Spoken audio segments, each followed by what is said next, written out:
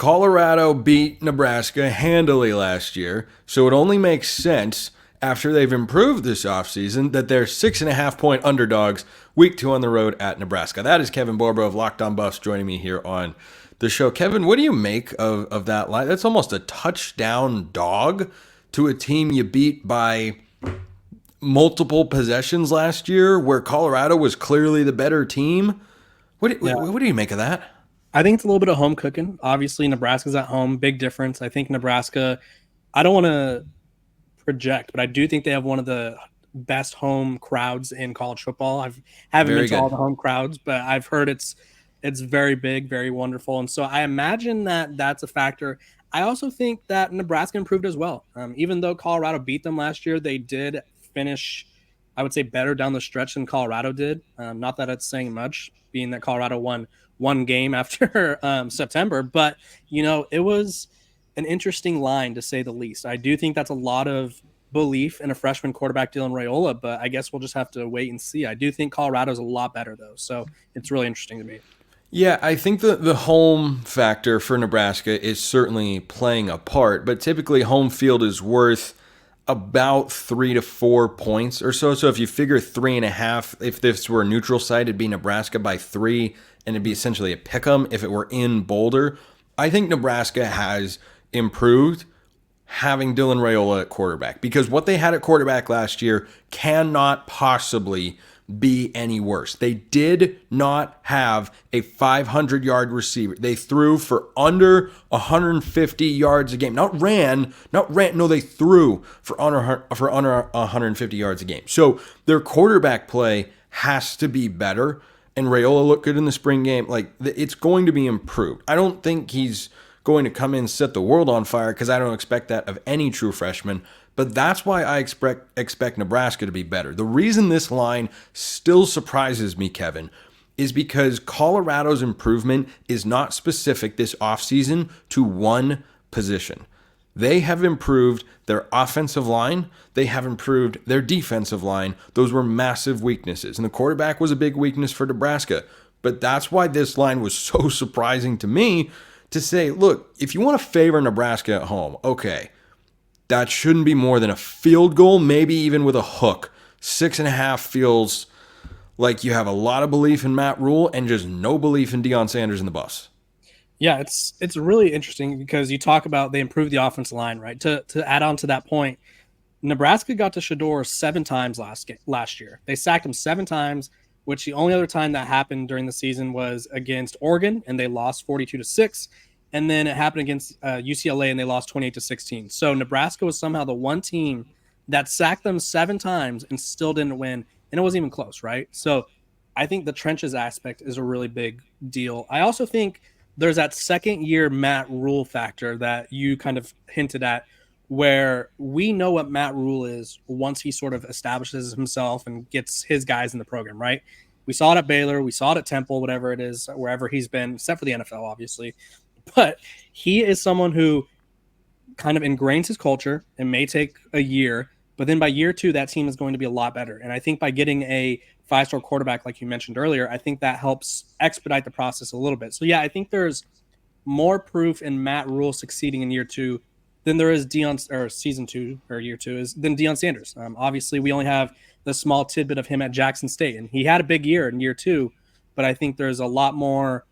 We know what Matt Rule is. We're still trying to figure out if Deion Sanders and his new offensive coordinator, his new defensive coordinator, offensive line, defensive line, if they're all going to work together and sort of either build off of the little success they had last year, or if it's going to be like a relearning process. But I do want to point out, Nebraska opens with UTEP, which I'm not trying to poo-poo on UTEP, but they're not the best team in the country. They just hired a new coach because the previous coach wasn't doing very well, so that'll be a Nebraska win. Right. And Colorado opens with North Dakota State. So if Colorado beats North Dakota State, which that's a big if, because obviously that's not. They're gonna beat North Dakota State. They should. But it's gonna be a tough game, right? True. I think Colorado will kind of be, I don't want to say in mid-season form, but they're kind of more battle tested at that point. Obviously it's week 2, but I do think that's something to look out for. I think that's a valid point, that arguably, though they're at the FCS level, North Dakota State is a tougher opponent than a rebuilding UTEP program over in Conference USA. I mean, if you put North Dakota State in Conference USA right now, they are probably a conference title contender. Like, they are an FBS team masquerading at the FCS level. They have been for a long time. That same principle sort of applies now to South Dakota State too, who plays Oklahoma State in the non-conference this year across the Big 12. So you mentioned the year two factor. I want to turn that over to Shedeur Sanders, because one reason that line 6.5 intrigued me is Dylan Raiola might be good this year. The Big Ten does not have an elite lineup of quarterbacks. He could end the year and we look up and say, yeah, he's one of the 4 best quarterbacks in the Big Ten. That's entirely possible. It is within reason. It's not some bold prediction or anything of the sort. But we know that Shedeur Sanders is really good. And we don't yet know how Raiola is going to look when Travis Hunter is in the secondary compared to the high school kids he was going up against. So how much does that play into this, the quarterback matchup, and how much Shedeur outplays Raiola in this game in terms of who wins? Yeah, I think the quarterback matchup's really interesting. I like that you brought up Travis Hunter, because he specifically is like the king of baiting quarterbacks into bad throws. Like, that's his bread and butter. It happened against TCU. It happened against, oh my gosh, it happened against so many teams. All of his interceptions. He almost had a pick against UCLA that I think barely hit the ground, but He did the same thing to Ethan Garbers. Yeah, he is the king of, I'm going to leave this guy. I'm going to give him some space over here, and then I'm going to crash. I think he did against Arizona, where he was covering 2 guys at once. Obviously, it was a zone. But he was able to sort of maneuver his way, cover one guy, and then make his way over and prevent a touchdown. So Travis Hunter is probably going to try to play some mind games with Dylan Raiola. I'll be quite honest. The only full game of Dylan Raiola I've seen was the Polynesian Bowl, and that's a tough way to grade him, because obviously he's playing with kids he met a week before. But I do think there's a growing aspect to it. Now, Nebraska, I think, did the smart thing and kind of established that he was the number 1 quarterback right away. So there was no like, okay, you got to earn it. Like, you got to earn those reps. You're going to be competing with whoever this guy is over here. Like, no, they kind of were like, okay, you got this. Like, let's figure it out. And so the quarterback battle is interesting to me, because I think Shedeur Sanders last season, all things considered, and you could disagree or agree with this, I think he played well. Would you agree? Oh, I completely agree. He threw for over 3,000 yards and was getting just blasted on every other snap. Right. And so he played really, I just don't want to come off as I'm home cooking, but he played really well. That's what I'm here for. I am the neutral arbiter of all things college football related, and everybody in the comments agrees. Right, exactly. Except when it's about their team, and they're like, "This guy hates us." But no, he had probably the worst offensive line maybe in Power 5 recent years. They gave up.